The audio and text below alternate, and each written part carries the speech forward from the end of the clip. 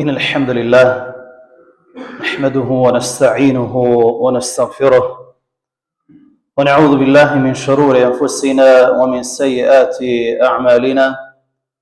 من يهده الله فهو المهتد ومن يضلل فلا هادي له، وأشهد أن لا إله إلا الله وحده لا شريك له، وأشهد أن محمدا عبده ورسوله. أما بعد. Falendrojmë dhe lavdrojmë Allahun e lartësuar, ashtu siç e meriton ai Gjalla Xhalalu. Selamet ja dërgojmë mësuesit të njerëzisë Muhammed Mustafas alayhi salatu wassalam, familjes së tij, shokëve të tij dhe gjithë besimtarëve të cilët e ndjekin dhe pasojnë rrugën e tij.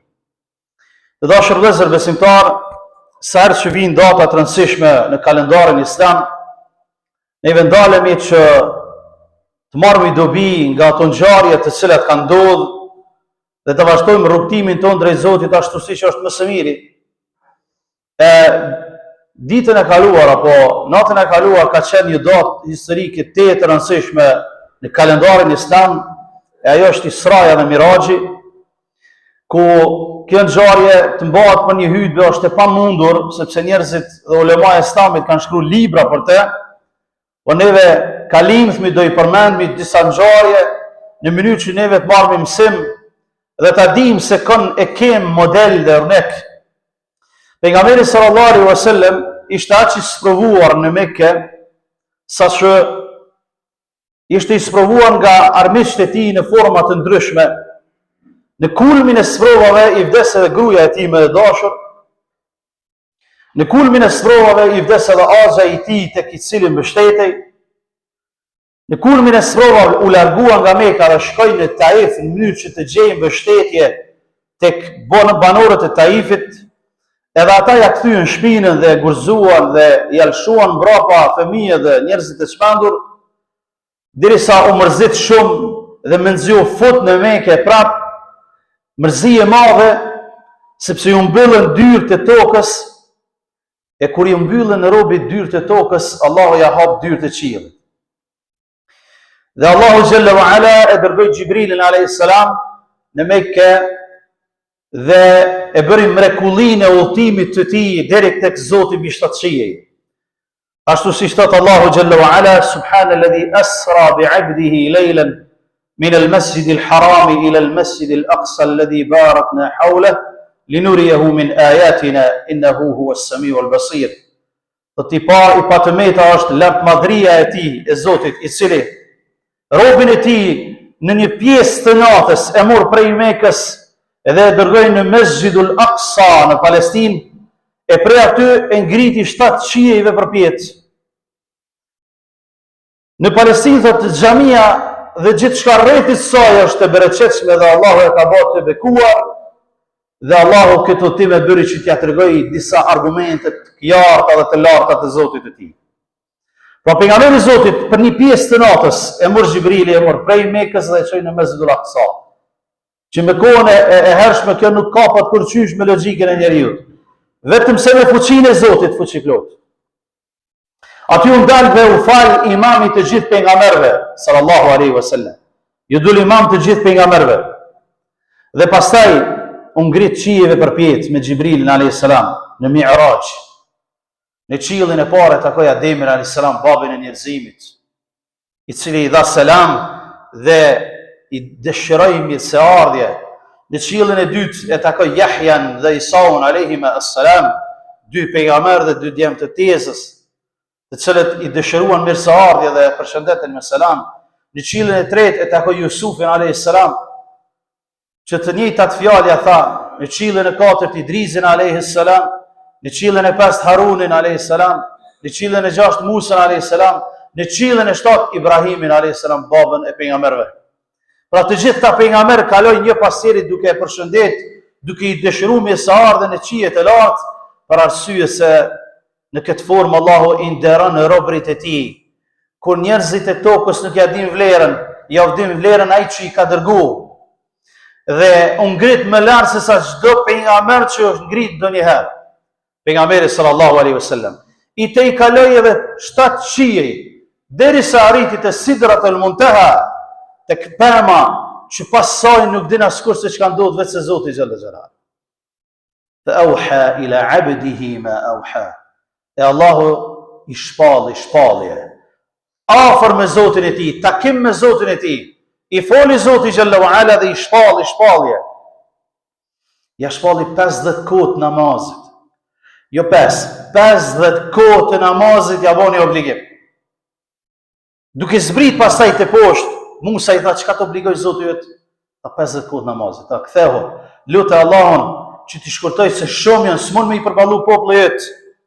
U kthy, e luti Zotin, 1 herë, 2 herë, 3 herë, derisa Zoti ja bani 5 kohë të namazit. Edhe për 5 Musa i tha, kthehu, tha, jo, tha, se më vjen marrë prej Zotit xhallahu. Unë vjen marrë prej Allahut subhanahu wa taala që të kthehen prap. E Allahu tha pastaj, 5 i keni obligim, 50 ja u shkruaj apet. Apet 50 ja u shkruaj. 1 e fal, 10 i shkruan. 50 që i shpërblimit nuk po largu, është largu vetëm sasia, po jo dhe pagesa e asaj sasia. Jo në met 5, po shpërblimi o 50. Dhe pejgamberi sallallahu alaihi wasallam, laqad ra'a min ayati rabbih al-kubra, ka pa prej argumenteve të Zotit, atë shumë sa që neve me moj derë se të tëra, se çka ka pa ai kur është ngrit në Miraj, nuk mundemi të sfjegojmë. I ka pa xhenetin, e ka pa xhehenemin, e ka pa banorët e xhenetit cilët janë, banorët e xhehenemit cilët janë. E kur të vjet dikush, a u kon dikush në atë botë me i parë dhe me u kthy, thoni po, ka thonë hoxha, u kon Muhamedi sallallahu alaihi wasallam. Sepse kem të na do kllasharë që janë që thonë, a u kon dikush në atë dynja me pas se kush u kon atje edhe u kthy që më ka kallëzu që ekziston. Thoni po, një hoxh ka thonë çështu që Muhamedi alayhis salam u kon, i ka pa banorët e xhenetit dhe banorët e xhenemit, edhe ata që e mohojnë që ato që u kon ai, kanë me qenë prej banorëve të xhenemit.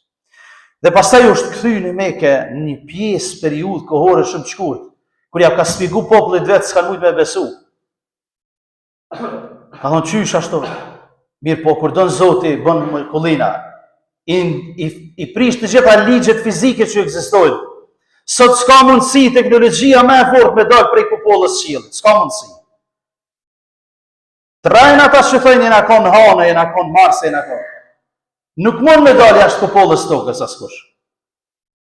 E Allahu xhallahu ala i thën ligjet e tij dhe e dërgoi robin e tij, Muhammedin sallallahu alaihi wasallam, mbi 7 qiej, për t'ia treguar mrekullitë e Zotit, për t'i treguar që kur të ngushtohet rrethi në tokë, dije që dyert e qiellit i ki hap. Kur njerëzit s'ta din vlerën këtu, dije që ai që të ka kriju ta din vlerën, edhe lutje vetëm atij dhe vetëm atij drejtoju. Për i dobive që marrë një ngjarje e shkurtër dhe e shpejtë, të dashur vëllezërës që përmendja e Allahut duhet me qenë në çdo formë dhe në çdo moment tek muslimani. Qoftë në vështirësi, qoftë kur është rahat, duhet me qenë e njëjtë.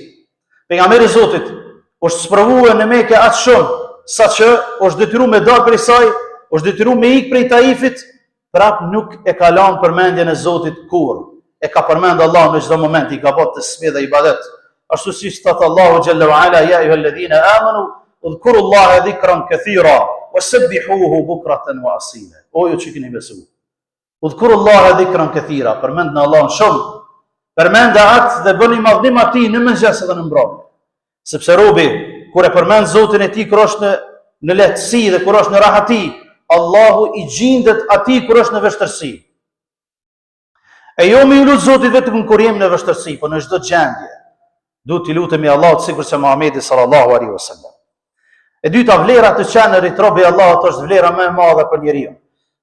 Allahu i lartësuar tha subhanalladhi asra bi 'abdihi, i pastër dhe i pamëta është lart madhria e tij, që robin e tij peçun Muhamedit alayhis salam, rob i tij, nuk peçun me emën e as pejgamber, po thotë robi i Allahut. E robi i Allahut me qenë është vlera më e madhe e të qenerit njeriu. Sepse njeriu ka me qenë në këtë dynjë rob i diçkahut.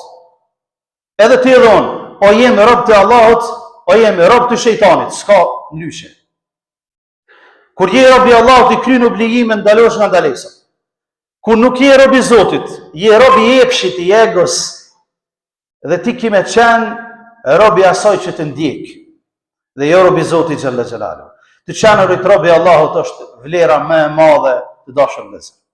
Vlera më e madhe që njeriu e arrin në këtë dynjë sepse Allahu nuk e quan robët e tij vetëm se ato që e don. Vetëm se ato që e don dhe ja mundson që ta njohë Zotin edhe dhe ti dhe të jetë pjesëtar i Islamit, pjesë e Islamit dhe pjesëtar i këtij dini të mrekullueshëm. Çështja tjetër dashur vëllezër, vlera e Mesxhidul Aqsas në Islam është e madhe. Allahu xhallahu ala amur prej Mekës, që është vendi më i dashur i Allahut në tokë. Dhe e çoi në Mesxhidul Aqsa, për t'ju treguar të gjithëve që Mesxhidul Aqsaja ka qenë vendi të gjithë pejgamberëve dhe hak i pejgamberit fundit është me qenë e tij. Edhe e tij ka me qenë dhe jonja ka me qenë. Pa marrë parasysh se kush e sundon sot. Mesxhidul Aqsaja do të mbetet e muslimanëve dhe do të jetë e muslimanëve deri në kiamet me lejen e Allahut subhanahu wa taala. Sikur toka jonë që ne jemi sot, që na patë ngrabëllue të tjerët, 100 vite e shumë të tjerë, na robruan në mënyrë që ta marrin, po s'monën se kjo jone sepse Zoti këtu na ka falë. Ashtu do të jetë edhe Mesxhidul Aqsaja me lejen e Allahut subhanahu wa taala. Vlera Muhamedit sallallahu alaihi wasallam. Atë ka vlerë të madhe ky njeri të dashur vëllezër, tek Zoti i tij, saqë nuk ja din vlerën atij vetë se Zoti i tij. Nuk ka arrit asnjë krijesë, as me lajket në lartësinë e qiejve aty ku ka arrit Muhamedi sallallahu alaihi wasallam. As Gjibraili a.s. nuk ka arrit aty ku ka arrit Muhamedi a.s. Gjibrili i thot, dej këtu në e kom kufinin, nuk vazhdoj me tutje, vazhdo ti sepse Zoti jo të ka thirrë. As Gjibrili a.s. nuk ka arrit aty ku ka arrit Muhamedi sallallahu alaihi wasallam. As ka vlerë të madhe ky njeri, as duhet me qenë model për muslimanin dhe besimtarin, saqë ne nuk ja dim vlerën atij dhe ne nuk ja dim vlerën që jemi pasues të tij. Prandaj dashur vëllezër, nuk mjafton vetëm me thonë Muhammedun Rasulullah, Muhamedi i dërguari i Allahut, sepse është shtylla e Islamit. Po duhet pasohet ai, duhet jetësohet jeta e tij, të mësohet për jetën e tij, e jo vetëm të mjaftohemi me data historike për jetën e tij. Sallallahu alaihi wasallam. Çështja tjetër, esenca e fesë është tauhidi, njohëria e Allahut. Të gjithë pejgamberët që janë dërguar kanë thirrë në fenë e Zotit, në la ilaha illallah, por pastaj njerëzit e kanë deviju, sepse e pam që të gjithë pejgamberët e Zotit i takoi pejgamberi sallallahu alaihi wasallam dhe i thonin mirë se vjen o vlla im, i thotë njeriu që e ka vlla prej gjakut, edhe i thotë njeriu që e ka vlla prej fesë. Pejgamberi sallallahu alaihi wasallam nuk i kishte vllazni të gjakut, po i kishte vllazni të misionit të kauzës të fjalës la ilaha illallah. Të fjalës la ilaha illallah. Gjithashtu dashur vëllezër, dhe e fundit vlera e namazit në Islam, që secilën prej këtyre pikave me mojt kanë hyrë bëja vlerë. Vlera e namazit në Islam është aq e madhe, saqë i vetmi obligim që është bë farz në qiell është namazi. Të gjitha obligimet tjera, sikurse që është agjerimi, sikurse që është haxhi, sikurse që janë zekati dhe obligimet tjera që ne i kemi si musliman, Allahu e ka dërguar Xhibrilin dhe i ka thonë ke obligim këtë. Përveç namazit, i ka thonë Gjibrailit, shko mere Muhammedin a.s. Bire lartë, unë ja boj obligim vetë. A din çka do të thotë pra namazin? Haki muslimanit është që nëse e fal namazin, haki Zotit është me fut xhenet. Ka thonë pejgamberi Zotit, haki Allahut është që muslimani nëse i fal 5 kote namazit, Allahu me fut në xhenet, edhe nëse bën gjuna të mëdha. Edhe nëse bën gjuna të mëdha. Ama mund me qenë edhe kundërta. Allahu ka obliguar me 5 kote namazet dhe ne mjaftohemi me 1 ose me 2 ose me 1 në 10 ose me 2 në 10. Mund me qenë haki Allahut me na dënu me zjarr të xhenemit. Për arsye se ai që e don Allahun, i don ato që ai ka obliguar. Ai që e don Allahun, i urren ato që ai i ka ndaluar. Prandaj dashur vëllezër, Israja dhe Miraxhi na dhon disa mësime që janë teje të rëndësishme për neve si musliman që ta vazhdojmë rrugtimin tonë drejt Allahut ashtu siç duhet.